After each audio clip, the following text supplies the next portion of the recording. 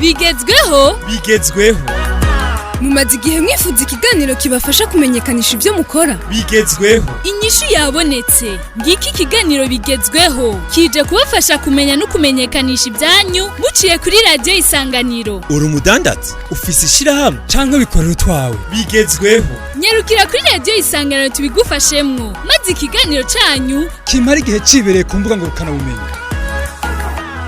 Karibu muri bigezweho uno musi tukaba twatembereye mu gisagara ca Bujumbura hagati mu gisagara ca Bujumbura hama tukaba twaciye ahantu dusanga abantu benshi twifuza rero kumenya ivyo arivyo tukaba twakiriwe n'ujejwe communication na marketing muri iyo entreprise n'amahoro murakomeye ego twabonye ko hari abantu benshi ngaho hanze hoba habaye iki kuri ino entreprise mbega iyo entreprise yitwa gute? aha ni muri Dream House muri kino gihe tutarangije umwaka wa 2020 twariyumviriye uburyo bwiza kandi bworoshe butavuna abanywanyi baza batugana ingene twokora kugira dusubire kandi tubumvishe ko Dream House iri hafi yabo niyo twashizeho promotion ifatanye na tombola aho umuntu wese aguze ikintu icyo ari cyo cyose cya make cyane amahera yisumbuye gatoyi abandi aronka amahirwe y'tombola ngahamwe mu house. Ego mbega iyo tombola batanguye ryari canke bigenda gute tombola na promotion biba biri hamwe? Tombola yatanguye itariki imwe kwezi kwa Kigarama uno mwaka turangiza 2020 hama ikaba izorangira iyo tombola izorangira mu tariki ya 31 Kigarama ariko turashaka yuko promotion y'ibandanye cyane cyane promotion y'amaproduit cyangwa y'amatelefoni ya Samsung. Ego kubera ko mwahisemo Samsung mu yandi matelefone yose?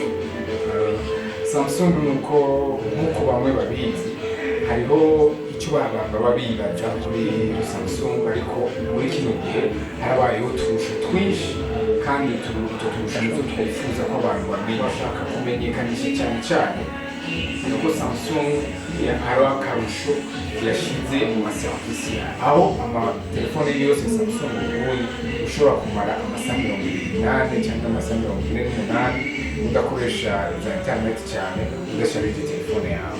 Icyo nicyo niho kamwe agomba kumenyesha abantu hama ikindi naco nuko hariho ama Samsung afite batterie yenko donc yenko polisi afatanye na telefone utarinda gukura mu telefone nico nakandi karusho kaje kuko iyo bifatanye birarangisha umuriro cyane rero nico akarusho tugomba ko abantu bose bamenya bahurumbire gukoresha Samsung kuko telefone nziza kandi yumva ko zakemuye cya kibazo n'abasanzwe. Ku bakunzi ba Samsung b'amatelefone za Samsung mwumvise ko inyishu yabonetse muri Dream House ni munyaragasere munyaruke mu gihe hariho n'ibindi Dream House yabateguriye ku ruhande murashobora kuhishikira reka tubaze uyu ajejwe communication na marketing utundi turusho hambavu ya Samsung baba bafitiye abanywanyi bayo.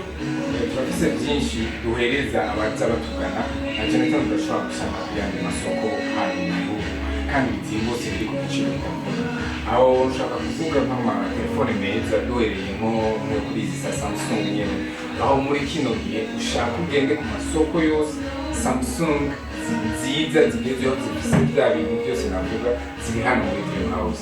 Kaze rero muri Dream House kugira ngo muronke ubwa mbere na mbere Samsung zigezweho turekane n'ivyakera hama gushika ino saha Dream House mu Burundi niyo ya mbere itanga service après-vente y'igihe kinini. Uguze ikintu muri Dream House tuguha iminsi ine yo gutesta icyo kintu yo kugerageza yo kugeza icyo kintu uguze kwari cyiza. Iyo minsi ine ufise uburenganzira ubonye akanenge kose uraca ukigarukana ugatubwira ati iyi telefone ashaka ko muyimpindurira bigenda uko ariko iyo minsi ine iheze utarabona akanenge na kamwe ufise uburenganzira bwo kumara umwaka wose uzigarukana ikintu waguriye muri Dream House tugasubira tukagusuzumira.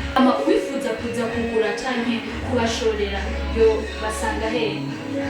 Dream House dufise icyicaro gikuru Bujumbura kw'ibarabara ryitiriwe umuganwa Rudoviko Rwagasore aho benshi bazi nko kuri rond-point ya Novotel ni hafi juste ugeze kuri rond-point ubushitsi icyo nicyo cyicaro gikuru cya Dream House. Bigezweho, inyishu yabonetse. bigezweho, Nyarukira kuri radio Isanganiro tubigufashemwo. Nk'uko dusanzwe tubikora hano muri Dream House, buri mwaka tubaha agashimwe umukozi yakoze neza.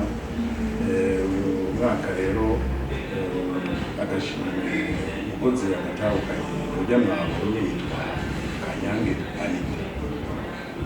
Ku kazi keza yakoze basanze ari we umukozi yashoboye kurusha abandi mu kwitwara by'akazi mu bisata byinshi no mu maaktivite menshi twagiye agafate n'ako kanya kugira ngo ashobore gushimira le personnel yose ya Dream House aho bazagira jewe antaki patron nk'umurongozi wabo wa Milta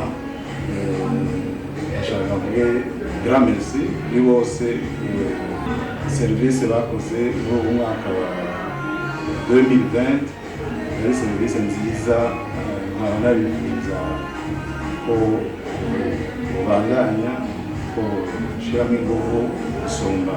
Cyari ikiganiro bigezweho, ikiganiro mutegurirwa na Radio Isanganiro kikaba gica ku rubuga ngurukanabumenyi haba Facebook na YouTube. bigezweho, Inyishu yabonetse. Nyarukira kuri radio Isanganiro tubigufashemwo.